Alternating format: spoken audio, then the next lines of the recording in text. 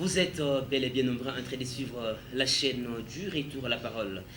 Bienvenue dans cette émission Science et nous. Aujourd'hui, nous allons beaucoup plus être en science et en politique au même moment parce que la science et la politique marchent toujours ensemble, mesdames, messieurs. Nous allons bien évidemment revenir et parler par rapport à cette rencontre entre les États-Unis avec l'Afrique. Qu'est-ce que la RDC, la République démocratique du Congo, peut s'attendre à cette rencontre? Qu'est-ce qu'on peut attendre par rapport à cela?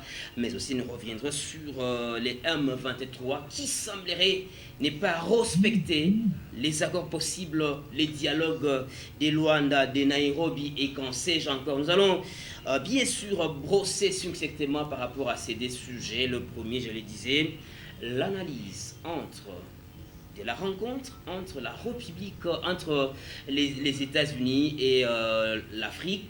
Qu'est-ce que la RDC peut-elle s'attendre par rapport à cette rencontre? Parce que le président de la République, Félix Antoine Tshisekedi Tshilombo, a pris part. Ça, c'est le premier élément.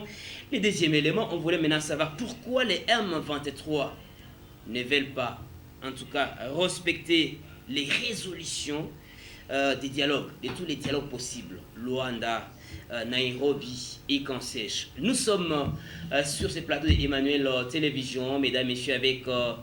il n'est pas seulement scientifique. Ce dernier temps, il m'a dit qu'il faut que je parle maintenant qu'il est politique. Professeur Dadi Saleh, bon après-midi, bienvenue. Merci et bon après-midi à tous. Voilà, il est là, très sympa, très simple. Il a accepté notre invitation d'aujourd'hui. Professeur, nous voulons que nous puissions débuter cette émission avec une minute d'actualité, eu égard de ce qui se passe au niveau de la République démocratique du Congo et pourquoi pas aussi sur le plan international. Je reste sportif. Il y a la Coupe du Monde. Nous avons le Maroc en tant que panafricaniste qui, pour la première fois, arrive en demi-finale. Oui. Nous espérons franchement qu'ils vont continuer à nous faire honneur. Et je sais que tout le monde est en train de suivre les Coupes du Monde. On est aussi sportif et c'est l'honneur de l'Afrique. Au niveau mondial, c'est cette attention, même si ça va rencontrer les sujets un peu, c'est cette attention de ce bouleversement au niveau mondial. La Russie en a parlé, la Chine, les États-Unis, l'Europe. Donc, j'aimerais préciser à tous les téléspectateurs qu'il y a un bouleversement au niveau mondial. Les dés sont en train de se jouer et on sent effectivement que les pions sont en train de se replacer. C'est là où on se posera des questions. Est-ce que la République démocratique du Congo pourra améliorer et prendre sa vraie place dans cet échiquier mondial? Très bien, allez. Merci beaucoup d'avoir respecté les minutes. Disons aussi merci d'abord à la régie finale de Claude Ramazani qui nous réalise de l'autre côté de la baie vitrée. Nous sommes évidemment de cœur avec vous tous. Nous sommes évidemment de cœur avec vous toutes qui êtes en train de capter la chaîne du Retour à la parole. Des sujets vont faire une, comme je l'avais dit, l'analyse. Quelle analyse faire quant à la rencontre entre les États-Unis avec l'Afrique et la RDC pourra gagner quoi par rapport à cette rencontre? Le président de la République y a pris part, mais aussi pourquoi ce bicéphalisme qui est visible du côté du M23 qui semblerait à un certain moment ne pas respecter les résolutions possibles. Prof, quelle est votre lecture par rapport à ces deux sujets? Nous débutons avec les premiers. Rencontre de l'Afrique et les États-Unis avec l'Afrique. Oui. Qu'est-ce que la RDC pourra gagner? Alors, j'ai beaucoup aimé votre introduction parce que vous avez dit qu'il y a d'abord la science. La science, ça signifie qu'il y a des éléments prouvés. Il y a une méthodologie utilisée. Parce qu'au fond, la politique, c'est parfois on peut raconter ce qu'on veut, n'est-ce pas? Et que l'essentiel, c'est qu'on donne son opinion et que ça passe ou pas, même si ce n'est pas vérifié. Ça, c'est la différence. Et que, exactement, l'intention ici, c'est de faire les deux. N'est-ce pas? Pour cette émission, et science. Pour cette émission, je pense que l'essentiel, comme c'est science et nous, n'est-ce pas? L'essentiel, c'est des éléments un peu qui peuvent être prouvés ou bien qui sont prouvés par rapport à ce qui se passe aux États-Unis, entre les États-Unis et cette relation avec l'Afrique. Ça va? Et puis, il y a un avis politique ne ferait de mal à personne. Très bien, voilà. Donc on pourra maintenant commencer par la science, oui, et puis allez-y aussi sur le plan politique pour que la population puisse... Parce que lorsque les États se rencontrent, c'est d'abord la science qui parle, et en seconde partie, c'est la politique. On vous Tout à fait. Ça serait le mieux parce que la partie un peu scientifique, c'est qu'on comprend que pour les internationalistes, que je ne suis pas, et un peu pour les diplomates, un peu tous les gens qui sont dans des sciences des relations où il y a la diplomatie, parce que cette rencontre, elle est sous l'angle diplomatique. Et la diplomatie, c'est cette rencontre des idées, ça va, théoriquement, du donner et du recevoir. Mais cela étant, en diplomatie, c'est ça qui est déjà scientifique, en diplomatie, il y a les intérêts qui comptent plus. Chacun vient pour défendre ses intérêts. Mais il ne faut pas oublier cela. Il ne faut pas se leurrer. Il ne faut pas se tromper quand vous êtes devant une séance diplomatique. Donc, je l'ai dit, je donne quand même des cours d'économie internationale et d'autres cours de leadership dans ce sens-là. Ça va? Où exactement, c'est lui qui vient avec rien sur table. OK? Ne va rien obtenir, sauf par hasard. Donc, l'aspect scientifique, c'est que nous, les pays africains, qu'est-ce que nous allons avec sur table devant ces géants au niveau mondial qui est les États-Unis? Très bien. Ça, c'est la première chose. Si nous n'allons avec rien, ou bien nous allons avec peu, donc on peut s'attendre, s'il vous plaît, rien à voir avec les Congos, tout à voir avec l'aspect scientifique, nous n'allons pas récolter ce que nous voulons. Nous allons récolter ce que les États-Unis veulent. Alors, là, c'est un peu question d'intérêt. Parmi les deux règles encore majeures, en diplomatie, scientifiquement, nous avons le rapport de force. Au fond, quand vous allez sur une table, en diplomatie, c'est que vous pesez quoi? Est-ce que vous intimidez qui? Est-ce qu'on peut avoir la contrainte de vous suivre? Faites attention avec cet aspect scientifique qui semble être ignoré par beaucoup de pays africains. Soit ils ignorent, soit ils sont complices, disons les chefs qui vont dans ces rencontres-là. Les rapports de force peut être un rapport de force économique. Ça peut être un rapport économique, c'est-à-dire dans les échanges commerciaux. Ça comprend. C'est-à-dire que je peux vous vendre, moi je possède, comme par exemple l'Arabie Saoudite, je possède les carburants, je possède le pétrole, et donc si vous voulez me les racheter, je m'impose. Ça va? Ça peut être un rapport de force au niveau militaire, ça va? Au niveau sécuritaire, donc moi là, si vous n'acceptez pas, je vous frappe. Je suis obligé, sinon je prends ça par force. Si je peux prendre ça par force, alors vous avez un peu dans la négociation, vous avez la faiblesse. La faiblesse, c'est que oui, je m'aimerais offrir mon coltan à un prix que moi je veux.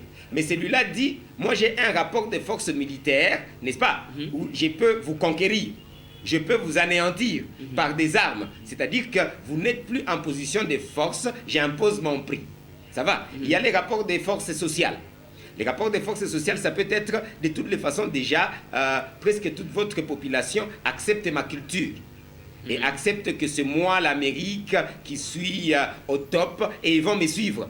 Vous, négociateurs, vous n'avez même pas de force pour vous imposer culturellement et ainsi de suite. Ça peut être même religieusement, vous comprenez? C'est moi qui contrôle avec, par exemple, Rome, avec les chefs qui sont de beaucoup des églises, n'est-ce pas? Qui peuvent aussi vous imposer. Ça, c'est très important à comprendre dans une négociation. Je m'arrête par ces deux aspects. Pour raison des temps, on peut faire maintenant, tout un pour cours, mais raison voilà des temps, comme vous l'avez dit, pourquoi l'Afrique dépendrait des États-Unis? Et pourquoi les sommets États-Unis-Afrique? Qui dépendrait de qui et pourquoi? Exactement. Donc, avec les deux aspects, éléments de ce qu'on met sur table, ça va? Quel est notre intérêt? Ça va? L'intérêt du peuple ou bien des nations de l'Afrique et quelles sont les pressions, les influences qu'on a. C'est-à-dire, effectivement, qu'est-ce que nous pesons? Alors, les deux, rapidement, on comprend que nous sommes un peu coincés. Ça va? La structure politique de l'Afrique, pour l'instant, c'est une structure extravertie. J'essaie de l'éprouver après la colonisation. On n'est pas arrivé, comme Lumumba l'a si bien dit, d'avoir vraiment l'indépendance. Ce qui fait que beaucoup de présidents que nous avons, ce sont des présidents qui ont été mis là-bas par les néocolonialistes, par les États-Unis, par la France. Vous vous souviendrez qu'effectivement, c'est à la Maison Blanche où on a décidé la mort de Lumumba. Je précise. Mais jusqu'à aujourd'hui, on n'arrive même pas à les condamner. Et beaucoup de présidents, ce sont les États-Unis qui ont imposé le président Mobutu. Et effectivement, qui l'ont maintenu pendant 32 ans, où on le signale encore une fois, il a été agent de la CIA des États-Unis, officiellement. Ce qui est grave parce qu'un président d'une nation qui est agent d'un service de sécurité d'un autre pays, c'est une haute trahison. il devait même être lapidé. Mais vous comprenez de quoi je suis en train de parler. Donc au fond, nous sommes mal partis. Beaucoup de chefs d'État que nous avons, c'est un peu ces autorités morales, comme je les résume, ce sont des émanations des ambassades. Des États-Unis, de la France, etc., de la Grande-Bretagne. Alors, ils se partagent des cadeaux. Ils se partagent des cadeaux. L'Afrique, c'est pour nous, nous devons gérer ça ABCD. Jusque-là, les États africains n'arrivent pas vraiment à s'émanciper. Et jusqu'à quand ces gens nous coloniseront? Mais malheureusement, tant que nous aurons des mauvais leaders, ça va, des leaders incapables de nous faire sortir de ces cercles vicieux pour en faire maintenant un cercle vertueux, c'est-à-dire que nous n'allons pas nous en sortir. On risque de faire encore 1000 ans. C'est la raison pour laquelle, d'office directement, avec ma philosophie Kujitegemea, Tomilu Kelatuso Sangemu, politique et une révolution culturelle pour sortir effectivement de ces cercles-là. Mais cela étant, rentrons d'abord, c'est là où je vous ai dit, j'aime cette partie scientifique. Très bien. C'est vraiment une partie scientifique où tout leader qui est en train de m'écouter, quel que soit son parti politique, peut prendre ces théories du professeur Dr Dadi Saleh et de les appliquer. Très bien. Et de prendre le pouvoir et de changer les choses sans aucun problème. Vous pensez-vous que ça ne crée pas des conflits, des malentendus de la part des personnes qui vous auront entendu, compris? Tout à fait, parce que ça ne doit qu'engendrer des conflits. Une révolution ne peut pas se faire, ça va, sans casser.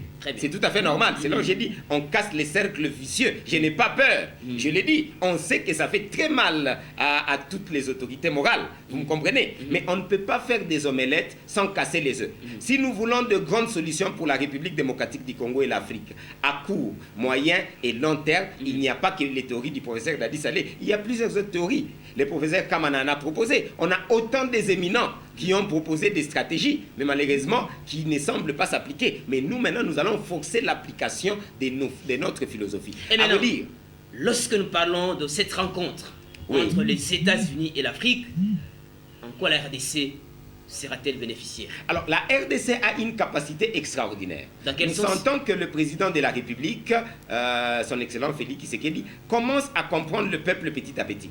Lui-même a dit, il a fait une diplomatie qui n'a pas réussi, c'est ce que nous appelons diplomatie naïve. Est-ce qu'il va, en fin de compte, faire une diplomatie pour l'intérêt du peuple congolais, que nous avons toujours demandé? La première chose, c'est quoi?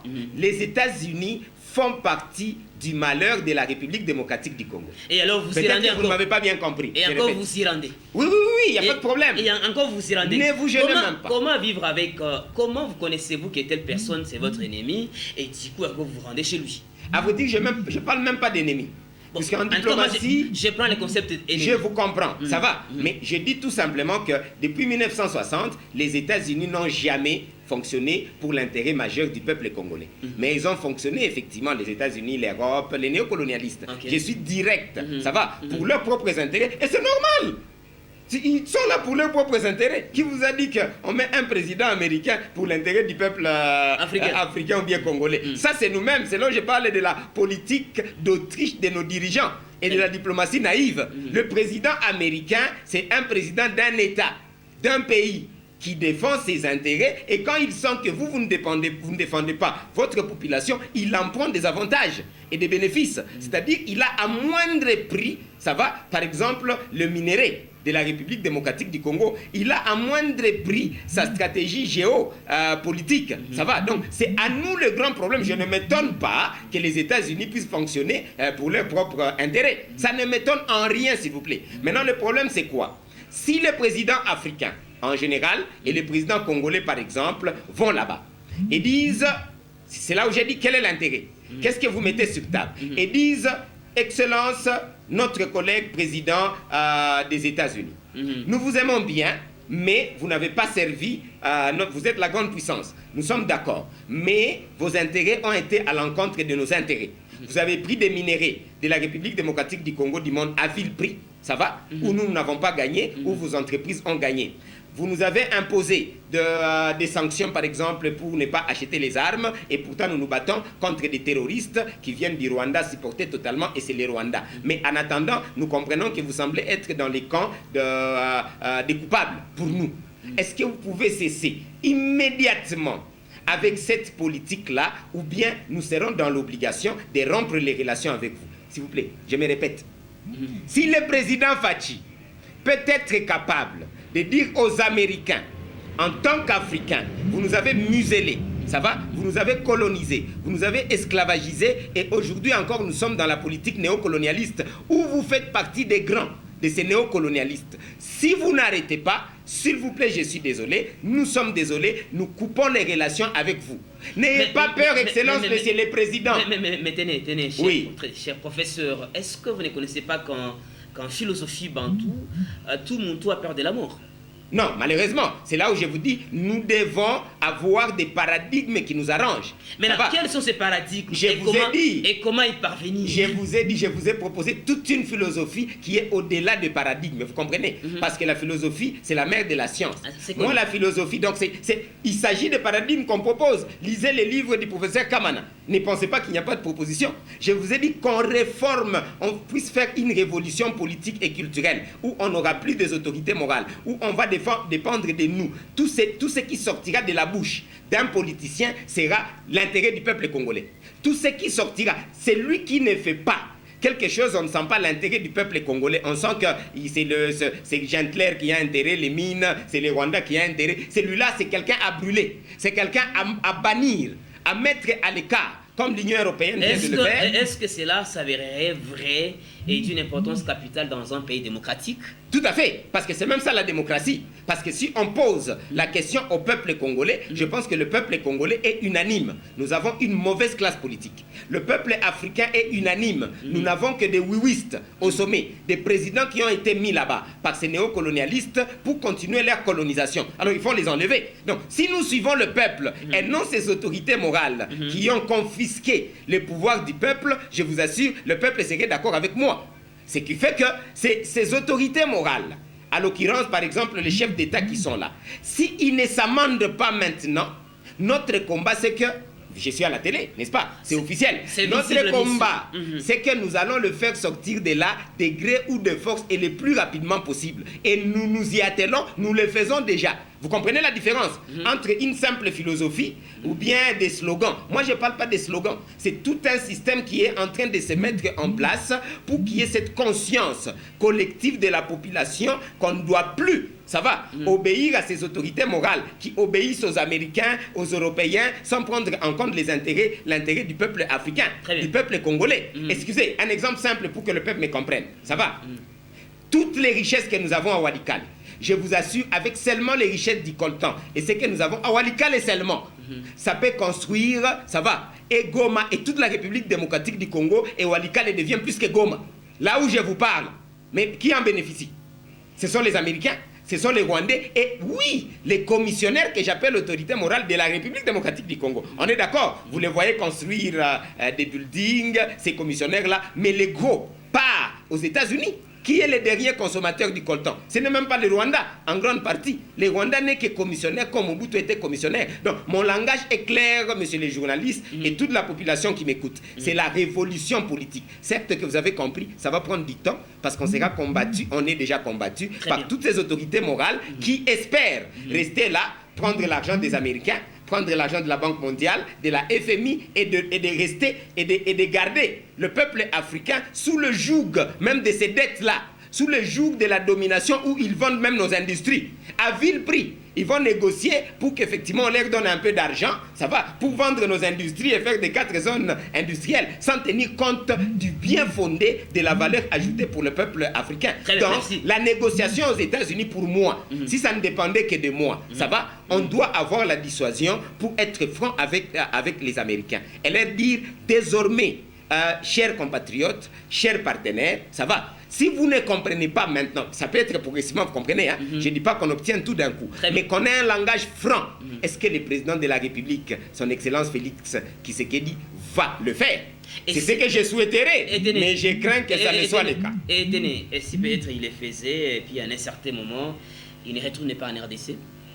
Comment il ne retourne pas en RDC? Il est président de quoi? Soit il est ligoté. Mais bien sûr. Il est ligoté parce qu'il a dit la vérité. Ça, je l'ai dit à 1000 reprises. Très bien. Tant que nous n'aurons pas de Bantous, parce que nous sommes Bantous, et ce n'est pas ça mon vrai problème, parce qu'on peut ou ne pas être Bantou. Moi, je parle de l'Afrique. Je parle de toute une nation. Ça va? Où on doit éviter ce genre de connotations. Je vous assure, la culture où c'est lui qui vous tue, comme on a tué Lumumba, comme on a tué Kimpavita, comme on a tué Simon Kimbangu, comme on a tué le général Mamadou, parmi nos héros, et des jeunes qu'on connaît ici. Mais pourquoi nous ne les tuons pas?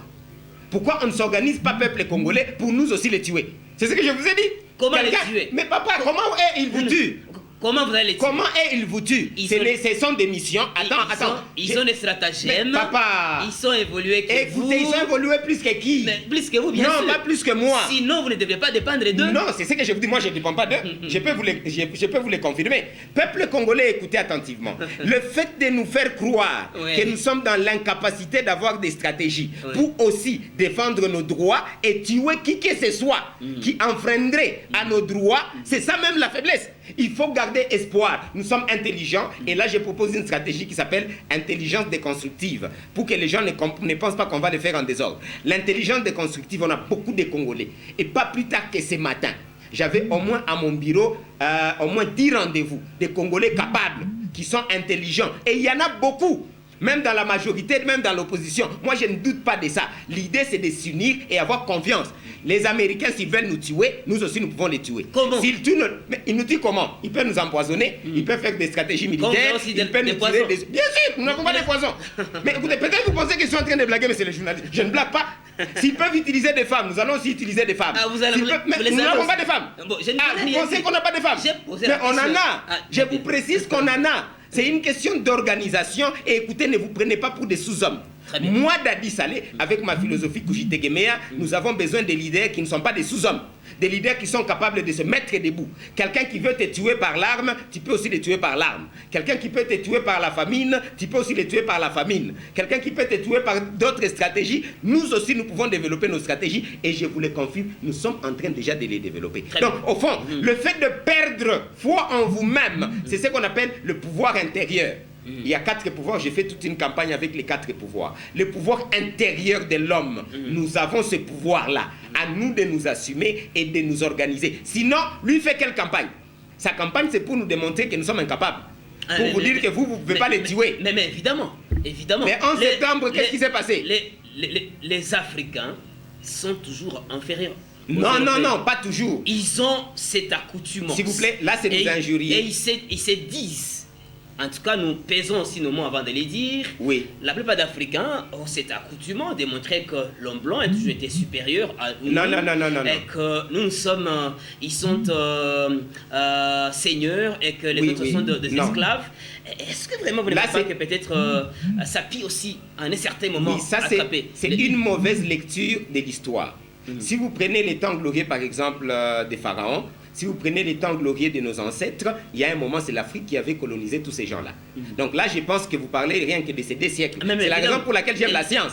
Vous comprenez? Ça, c'est la partie historique. La partie historique prouve à suffisance que les Africains, nous n'avons pas toujours été inférieurs.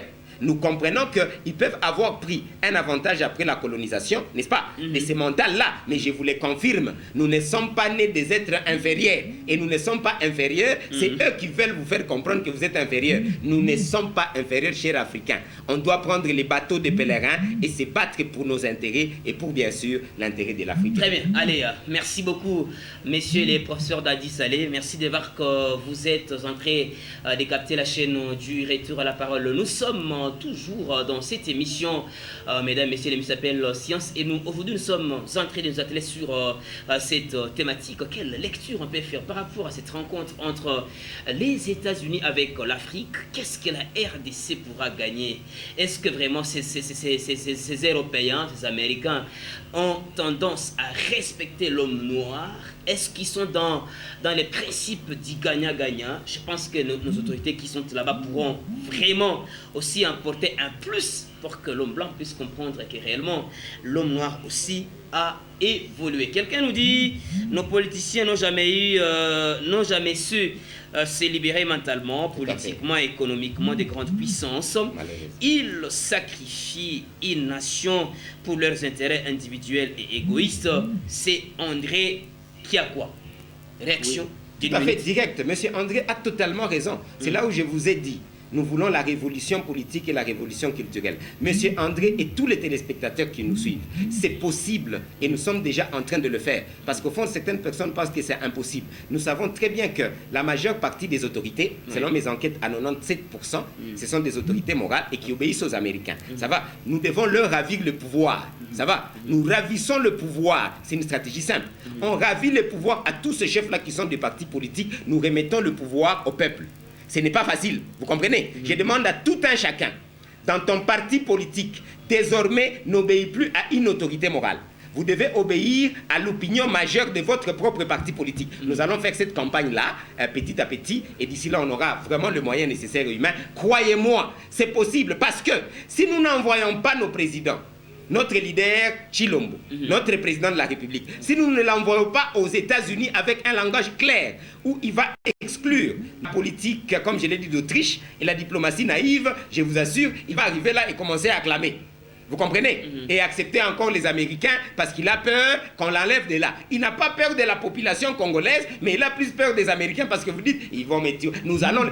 Monsieur le Président, Excellence, nous, peuple congolais, va dire ce que nous voulons ici. Nous devons couper ces liens-là. Nous devons plus voir l'intérêt du peuple congolais et nous allons vous protéger. Soit vous voulez être protégé par les Américains ou bien vous voulez être protégé par le peuple congolais. Soit vous voulez l'intérêt des Américains ou bien l'intérêt du peuple congolais. Au fond, ce n'est pas compliqué. Et moi, je lui dis, j'ai garanti, et avec notre Dieu qui est en train de nous donner, qui nous a donné cette force-là, sinon je ne serai pas devant vous. Il y a un grand Dieu. Il y a Jésus-Christ qui est là. Mais aussi, j'ai mes ancêtres. Ça va? Peuple africain. En Afrique, il y en a. Mais oui, il y a partout. Il y en a encore. Bien sûr, Kimpa Vita est là. Simon Kimbangu est là. On a beaucoup d'ancêtres. Il n'y a pas que les ancêtres blancs. Est-ce que ces ancêtres travaillent encore plus? Mais Moïse, c'est aussi mon ancêtre. Est-ce qu'ils travaillent encore plus? Ben oui, ils travaillent et ils travailleront toujours pour l'intérêt du peuple. Pourquoi maintenant les souffrances? Exactement, parce que nous n'y croyons même pas. C'est là où nous devons retourner, avoir des racines. Vous voyez, un peuple qui n'a pas des racines, tout en acceptant certaines choses, il n'y a pas de problème, c'est un peuple perdu. Nous sommes obligés de suivre 100% les racines, ça va, des étrangers. Non, nous avons nos propres racines et je vous assure, nous avons toujours eu un Dieu. Et Jésus-Christ, qui est mon Dieu, ça va, mais ce n'est pas un Dieu discriminatoire. C'est un Dieu pour tout le monde. Ça va, il faut bien lire la Bible. Il n'y a pas de contradiction entre accepter mes racines, mes ancêtres, ça va, qui sont là bien identifiés, et accepter Jésus-Christ. Moi, je ne suis pas dans cette confusion-là. De toutes les façons, l'essentiel c'est quoi? L'essentiel c'est l'intérêt du peuple africain. C'est l'intérêt du peuple congolais. Et si nous avons des leaders qui n'incarnent pas l'intérêt du peuple congolais parce qu'ils se disent non, nous sommes des diplomates, on ne peut pas dire toute la vérité aux Américains, nous sommes des diplomates, il faut qu'ils nous envoient encore $1 milliard, il faut qu'ils nous protègent. S'il vous plaît, nous avons l'argent. C'est nous qui avons l'argent, surtout la République démocratique du Congo. Nous avons tous les moyens. Nous n'avons pas l'argent à aller prendre chez des Américains. Si au moins on se reconnaissait la force que nous avons. C'est la raison pour laquelle il faut changer des paradigmes, des philosophies. Et on se met à table comme des hommes, pas comme des femmes. Excusez-moi, pas comme des sous-hommes. Très bien, voilà. Et est-ce que dans 30 secondes, on peut avoir au moins une idée partielle par rapport à la rencontre entre les États-Unis et l'Afrique, par rapport évidemment à cette rencontre? Est-ce que la RDC pourra gagner quelque chose dans 30 secondes? Il y a quelqu'un qui nous dit, ce qui suit, journaliste ou les papa Iko anasema kweli si wote tukue wa majimaji tu kimbize adui mu inchi yetu. Voilà, je sais pas. Je prends les 30 secondes comme vous dites. L'explication n'est pas une guerre. Soyez tendre, messieurs, en blanc, docteur. Je n'ai pas à être tendre, pourquoi? Parce que nous sommes en guerre. Lui qui pense que nous sommes en train de blaguer, ça va, nous avons encore tout notre temps pour blaguer. Il y a plus de 10 millions de Congolais qui sont en train de mourir. Et là, nous avons nos enfants, ça va, en train de se battre, qui attendent le soutien du gouvernement à cause des Américains qui ne veulent pas nous donner des armes, ça va, et les acheter. Lui qui veut continuer à être tendre, je l'ai dit, je n'ai pas besoin d'être professeur. Je suis Congolais et on n'a plus de tendresse, on n'a plus beaucoup de sagesse. Ici, c'est la guerre, c'est la guerre. Vous voulez en guerre, on vous dit quoi? Soyez tendre, soyez tendre. On va vous prendre comme des bichouchous. Matin, midi, soir. Donc je suis désolé, je ne connais pas son nom. Je n'ai pas l'intention d'être tendre. Et il n'a pas signé d'ailleurs. Je n'ai même pas l'intention d'être tendre, s'il vous plaît. C'est une révolution. C'est bon, comme vous ne voulez pas être tendre. Tendre pourquoi? Ça me sert à quoi? Donnez-moi juste 30 secondes. Alors, qu'est-ce que la RDC doit attendre? La RDC doit comprendre qu'ici, il y a des enjeux de placement. Les États-Unis savent que la Russie, la Chine et certaines nations veulent conquérir l'Afrique. Et surtout la RDC. Ça, c'est sûr et certain. Mais maintenant, ils veulent essayer de récupérer une certaine certaines petites forces, ça va, de la République démocratique du Congo et des autres pays africains pour le mettre en confiance. Parce qu'il y a cette guerre des positionnements. Ça, c'est sûr et certain. Alors, si nos leaders ne jouent pas très bien leur jeu, ça va, nous serons encore perdants. Ils risquent de suivre les États-Unis bêtement, sans vraiment mettre les vraies questions, comme je suis en train de le dire, sans tendresse. Hein, je l'ai dit à mon téléspectateur, sans tendresse parce que nous mourrons. Vous n'allez pas dire à Kanyaruchinya, à nos enfants qui sont en train de mourir d'être tendres. Ils ont été égorgés. C'est ça la tendresse que vous voulez. Donc, je pense effectivement que c'est le moment de rompre avec un peu cette, comme je l'ai appelé, cette diplomatie naïve, où vous pensez que quand vous parlez tendrement, c'est à ce moment-là que vous avez raison. Non, il y a des gens qui sont silencieux et effectivement, ce sont des complices qui nous font tuer matin, midi, soir. Donc, c'est une guerre qui se passe aux États-Unis maintenant, diplomatique. Si nos chefs d'État comprenaient ce que nous sommes en train de dire, ça, là, et nous avons fait participer beaucoup de gens, j'ai échangé avec beaucoup de gens pour qu'il conseille au président, est-ce qu'il a compris? Bon, espérons. Je n'ai pas eu la chance de lui parler, je ne suis pas président, donc nous allons voir ce qu'il va dire, mais on aimerait qu'il comprenne que là, nous sommes en position de force. Ça va. Sinon, nous allons nous comptons d'abord sur nous-mêmes et nous allons à qui peut aussi nous aider à garantir nos intérêts. Ce n'est pas seulement les États-Unis. Très bien, merci beaucoup. On a bien entendu. Je pense que vous qui êtes à la maison aussi, vous avez quand même pigé quelque chose par rapport à ce que venaient de dire les professeurs. Le deuxième volet de notre sujet cadre avec ces bicéphalismes des résolutions du M23 par rapport aux accords et par rapport aussi aux résolutions. Pourquoi cette façon de faire des M23 et pourquoi ces mouvements sembleraient toujours mettre en mal les peuples congolais? Oui, la raison vient de ce qu'on a donné comme thématique, de ce qu'on a donné comme argument. Bien sûr que le M23 s'en fout presque tout le monde parce que le M23 n'existe pas. C'est le Rwanda, c'est l'Ouganda, et effectivement accompagné totalement par les États-Unis, par l'Union européenne qui donne les armes et tout le reste, etc. C'est connu. Les propos officiel ou officiel? Je vous dis, c'est officiel ou officiel? Écoutez, c'est officiel pour moi, ça va? Parce que au moins ce qui est officiel pour tout le monde, c'est quoi? C'est que même le président de la République a dit qu'il y a un complot international. Et moi, je cite les acteurs de ce complot international. Et si vous voulez l'officiel, on ne l'écrira jamais. Ça va? Ils ont refusé qu'on puisse se doter des armes. Vous voulez quelle autre preuve? C'est eux qui maintiennent la MONUSCO sans vraiment défendre les intérêts du peuple congolais. C'est qui? Ce sont les Américains, ce sont les Européens. Donc pour moi, c'est officiel. C'est lui qui attend que l'officiel signifie. C'est encore l'agresseur, c'est-à-dire les néocolonialistes et les Rwandais qui vont vous dire encore une fois que officiellement c'est moi qui vous attaque. C'est ce que j'ai dit, la politique d'Autriche et la diplomatie naïve. Vous avez bien compris que pour moi, je n'ai pas à être tendre, c'est déjà clair. Parce que la tendresse, tout le monde le dit. Hein, on va ménager les Américains parce que c'est eux les plus forts. Non, si vous êtes les plus forts, mais vous avez fait violer, ça va, ma femme, mon enfant, mes ancêtres et tout le monde, je dois vous pointer du doigt. Donc ici, le M23, c'est cela. C'est un complot international. C'est la raison pour laquelle ils ne respectent aucun deal. Ça va? Ils savent très bien qu'ils sont protégés. Ils savent très bien qu'effectivement, que nous, le peuple congolais, un leadership jusque-là un peu faible que nous sommes en train de conseiller, d'améliorer, sa capacité à intervenir avec l'article 63, ça va, et 86 de la Constitution, ils savent très bien que si nous ne nous prenons pas en charge, partout où nous allons négocier avec les Américains, ils sont déjà là. Ça fait des années, plus de 20 ans. Ça va, qu'ils sont là bien installés. Et c'est les Américains qui les ont envoyés. Alors vous allez négocier avec les Américains pour faire quoi? Ils vont faire des petites déclarations comme le secrétaire général des États-Unis, non, des États-Unis et des Nations Unies. Ils savent là où les armes viennent, mais ils ne peuvent rien.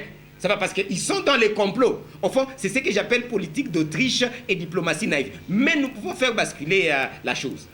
Comment? Parce qu'au fond, le M23 vient de faire 6 mois. Et ils n'ont respecté aucun accord, ni de Luanda, ni de Nairobi, ni etc. Parce qu'effectivement, ils nous prennent pour des bichouchous. Les Rwandais déclarent quelque chose, ça va, et le M23 fait totalement autre chose sur terrain, avec totalement des militaires rwandais. Si vous ne le savez pas, si vous voulez encore des preuves et vous voulez être sage, comme je suis en train de le dire, même le général, Excellence, monsieur le gouverneur, l'a prouvé, que c'est les Rwandais qui nous attaquent. Tout le monde l'a prouvé. Les rapports blancs, je ne sais plus comment on appelle ça, quelque chose de blanc, les rapports de la République démocratique du Congo, l'a encore prouvé. Vous voulez la preuve des États-Unis? Moi, j'ai la preuve de la société civile, de nous-mêmes, de notre gouvernement, au moins pour cette fois-ci, ça va, c'est les Rwandais, etc. Donc, tant qu'on ne donne pas une force dissuasive il n'y a pas une force dissuasive contre le Rwanda, contre tous les néocolonialistes, ces grandes entreprises qui vont comprendre que les Congolais n'est plus en train de blaguer. C'est l'autre là qui veut la tendresse. Non, qui vont comprendre que les Congolais n'ont plus besoin d'être tendres parce que c'est la guerre. Et on va se battre avec tous les moyens, s'il le faut, de flèches. À ce moment-là, je pense que nous pouvons avoir des solutions. Sinon, nous risquons de tourner avec des accords. Faites attention. Parce que le M23 peut se retirer des Bunagana, c'est-à-dire les Rwandais, mais aller aux institutions. Ah, vous comprenez les risques de certains accords quand on est en train de vous faire ça. Comprenez les risques de certains accords. Ça va? Ils peuvent sortir des Bunagana, ok, et immédiatement ils vont au sommet de l'État ou bien partout dans les institutions. Et on aurait appris, je n'ai pas toutes les preuves, que même ils étaient même payés. Et les Rwandais étaient même payés pour bien les nourrir là où certains d'entre eux qui ne pouvaient pas revenir au Congo. Donc on doit être prudent et avoir de vraies solutions pour la nation.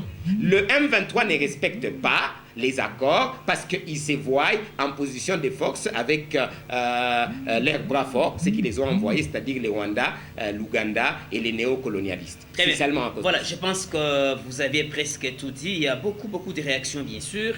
Et la personne qui nous dit bonjour kaka, tunafurahi sana bazungu ni banafiki kushindwa kwa M23 inaua wakaaji na mipanga. Président akuwe macho ni mama SP Katizo RDC haiko ya bei non. Voilà, je pense que tu as bien compris. Une autre personne nous dit ce qui suit les États-Unis n'ont pas de leçons à prendre aux Africains. Les États-Unis à les plus des pauvres du monde, les endettés du monde. La RDC doit chasser les États-Unis, l'Union européenne, le Rwanda, l'Ouganda, les Burundi. Ce sont des bandits criminels, pillards et qui essaient un peu de monnayer les hommes. Il y a quelqu'un qui nous dit ceci, voilà.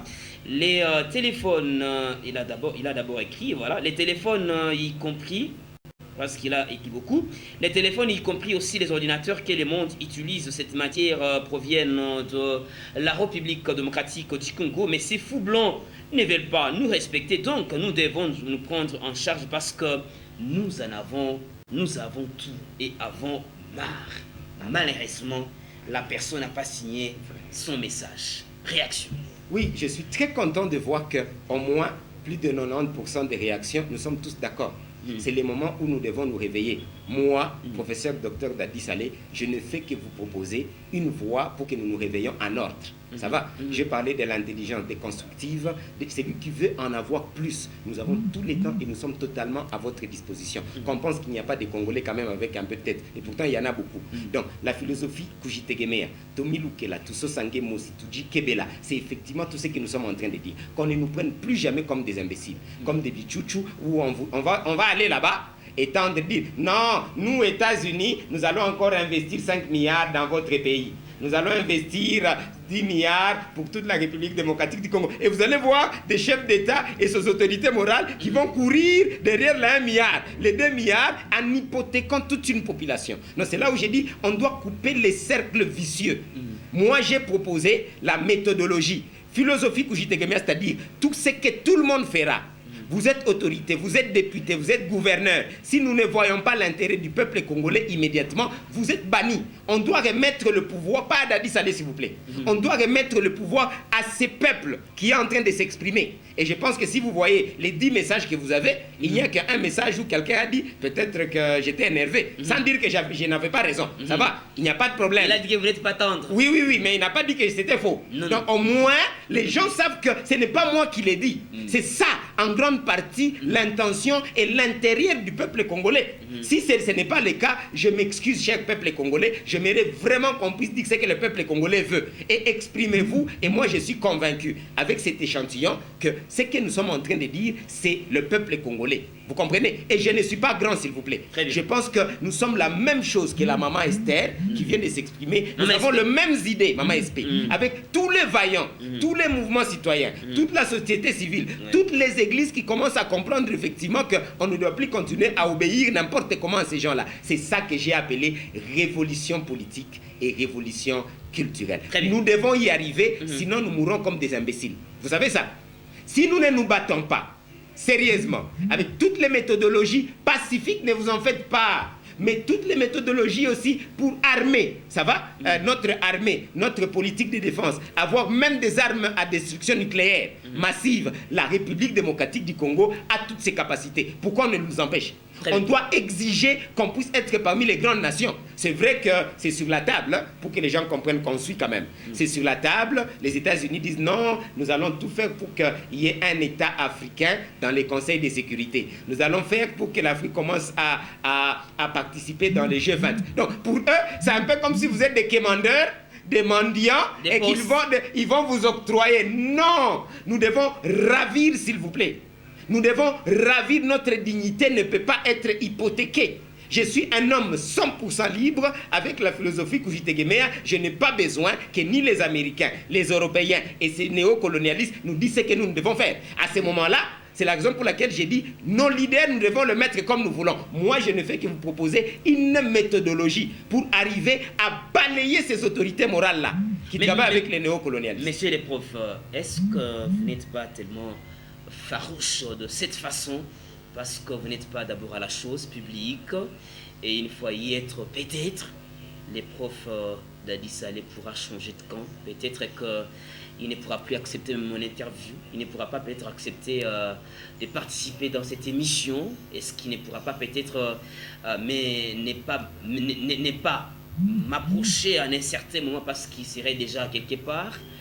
Parce que des questions pareilles nous viennent des fois et devant des personnes. Il faut être par exemple aux affaires d'Adi Saleh. Est-ce que vraiment vous serez vraiment les coqs de la population? Parce que la ville de Goma vous apprécie beaucoup plus partant de ce que vous faites. Mais est-ce que vous serez vraiment toujours à côté de ces peuples? Il faut être ministre, député, président, c'est pas parlementaire et consort. Est-ce que vous défendrez ces peuples comme il se doit? Alors, je ne vais pas le dire par des mots. Peuple congolais, et vous le chef, parce que l'article 5, c'est le peuple qui est le souverain premier. Les restes, ce ne sont que des serviteurs. Président, député, ministre et gouverneur, ce ne sont que nos serviteurs. Et notre premier serviteur, c'est le président de la République et nos députés. Ça va? Au fond, je n'ai pas à donner de promesse parce que je vous propose une chose, venez, on y va ensemble. Je n'ai pas dit mettez Dadi. Jusque-là, est-ce que je vous ai dit ça? Non, je n'ai pas dit. Exactement. J'ai posé la question. Oui, oui, et je suis... C'est une réflexion. Ne vous en faites pas. Je vous ai proposé une méthodologie qui est un peu différente de ce que nous avons vécu pendant longtemps. Parce que nous avons amené des gens, au fond, et les laisser aller faire ce qu'ils voulaient. Non. Ici, c'est une structure qui va amener des gens. Qui, cette structure, peut amener aussi Dadi Saleh. Parmi ces gens-là, parce qu'on peut avoir d'autres présidents, Dadi Saleh peut être chef de quartier et l'autre député. Il n'y a pas de problème. C'est toute une structure où nous devons nous garantir nous-mêmes. Si peuple congolais, tous les vaillants, tous les mouvements citoyens qui est en train de faire de merveilles pour cette nation, si vous continuez à être sceptique, j'étais en train de suivre un de mes fans, je suis fan de lui, ça va? Je suis fan de lui. Oui, oui, oui, pas lui qui il est de la Lucha, ça je ne sais pas, mais moi je suis fan de lui. Il était à la radio, il peut se reconnaître. Je suis fan de lui, il était à la radio, je pense 88.1, si je ne m'abuse. Je l'ai suivi et il a dit de très bonnes choses. Il est de la Lucha, je précise. On peut se battre. Vous venez ensemble, on se garantit que jamais plus quelqu'un n'ira là-bas et ne pas faire la volonté du peuple. J'ai fait une proposition de loi pour les députés. Un député, ça va? Bien sûr, parfois les gens ne comprennent pas les temps. Ça va? Un député, ça va? Qui part, qui ne fait pas ce que le peuple dit. Les cahiers de charges du peuple par rapport à telle loi et les contrôles, il peut perdre son mandat au cours de la mandature, de la législature. Ce sont des propositions pour garantir ce que je suis en train de dire. Donc, je propose des garanties. Je ne fais pas que parler pour que quelqu'un ne dise « Oh, là, c'est une question de bonne foi. Or, Dadi, eh ben, encore est-ce qu'il dépasse ce qui était là par rapport à la bonne foi? Je ne le dépasse en rien, peuple congolais. Mais seulement mes propositions sont claires. Nous devons bannir les autorités morales et nous devons mettre des garde-fous, ça va, pour que jamais plus un président n'aille là-bas et qui commence à obéir aux Américains plutôt qu'obéir au peuple congolais. Nous lui demandons d'enlever l'état de siège, il continue à garder l'état de siège. C'est des petites choses, mais qu'il ne fait pas. Merci. Je pense qu'on va garder cette émission, même après 2 ans, 3 ans. On pourra encore en balancer et on vous le rappellera. J'ai gardé ça vraiment avec attention soutenue. Je vais mettre ça même sur mes plateformes sur le plan internet et à un certain moment, je vous le rappellerai. Je vous l'ai rappelé. Allez, Dadi Saleh, professeur, je pense que comme les temps nous talons déjà, vous pouvez nous apporter à un certain moment, vous avez 1 minute pour une conclusion partielle, une recommandation partielle. L'émission pourra continuer demain. Je continue avec l'aspect scientifique d'abord, et puis l'aspect politique pour la rencontre aux États-Unis, entre les États-Unis et l'Afrique, et surtout nous, les Congos. Je suis en train de remercier les positions du chef de l'État, Fachi, pour l'instant, n'est-ce pas, qui semble effectivement prendre la position du peuple, où il est catégorique, on nous attaque et ça doit finir. Nous lui demandons de continuer avec ce même lancer là-bas aux États-Unis et qu'il soit clair, noir sur blanc, on n'a pas à négocier avec les terroristes et que nous devons nous armer sérieusement. Donc la voie diplomatique est encore démise, je suis tout à fait d'accord. Ça c'est pour les négociations qui sont aux États-Unis. J'espère que les gouverneurs qui sont représentants, l'ANR qui est en train de me suivre, s'il vous plaît, s'il y a possibilité, faites passer à notre président de la République le message de la population que vous avez suivi et que nous-mêmes, nous sommes en train de recommander. Pour la raison du M23, je pense que c'est clair, noir sur blanc. Nous ne nous battons pas contre le M23. Nous nous battons contre le Rwanda, contre l'Ouganda et contre les néocolonialistes. C'est-à-dire que nous devrions améliorer nos positions et être fermes. Je l'ai répété, nous n'avons plus besoin d'être sages, peuple congolais. Quand on se bat, ça va, il n'y a pas question de sagesse. Parfois, je suis un joueur, je suis un sportif. C'est à ce moment-là qu'on crie, qu'on porte des trucs rouges, qu'on porte des trucs, qu'on se met. C'est ça, pas question de sagesse. Là, nous n'avons plus besoin de sagesse, peuple congolais. Nous avons besoin d'être logiques et avoir des leaders qui comprennent que nous devons monter en puissance et que les néocolonialistes puissent comprendre que la balkanisation n'existera jamais tant que nous sommes vivants ici en République démocratique du Congo. Et ils vont partir, quel que soit ce qu'ils vont faire, et ils n'auront plus jamais notre or. Et on va démanteler tous les services de renseignement qui nous gangrènent, etc. Donc, il faut de l'espoir. Ne nous battons pas comme si nous sommes très faibles, on ne peut pas. Ayez confiance que les M23 va partir. Ceux qui sont congolais dans les M23 vont rester et vont entrer. Soit ils vont rester dans la population, ils vont aller cultiver, parce qu'apparemment ils ne savent pas où est-ce qu'ils vont aller. Non, ils vont rester comme toute la population congolaise. Ils demandent aussi pardon. Écoutez, certaines personnes, on va les mettre en prison parce que la justice congolaise va faire son travail. On ne peut plus continuer à avoir des aventuriers matin, midi, soir qui se réveillent, qui créent des rébellions et qui nous font tourner encore des années de retard plutôt que nous développer. Prof, je pense que tes minutes sont déjà effritées. Quelqu'un nous dit, mais quand même avant que je termine, Papa Nakomba opposé candidature à la présidence, tout à Kuchagua. C'est pas moi, c'est un message. Merci beaucoup. C'est un message. Merci beaucoup de voir que Dadi Saleh a été avec vous. C'est un plaisir. Le plaisir est partagé à vous tous. Prof, on a été très content de votre présence ici à la radio-télévision Emmanuel. Merci de voir que tu as quand même défendu l'intégrité de la population RD congolaise. Je pense que ce n'est pas la fin. Ce n'est pas la fin, le combat continue. Au fond, ça ne fait que vraiment commencer.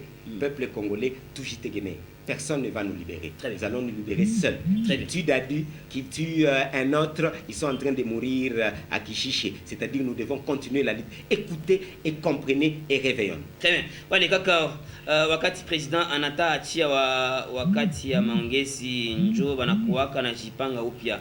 Papa Rwanda inatutesa, mina wakasirikia kabisa.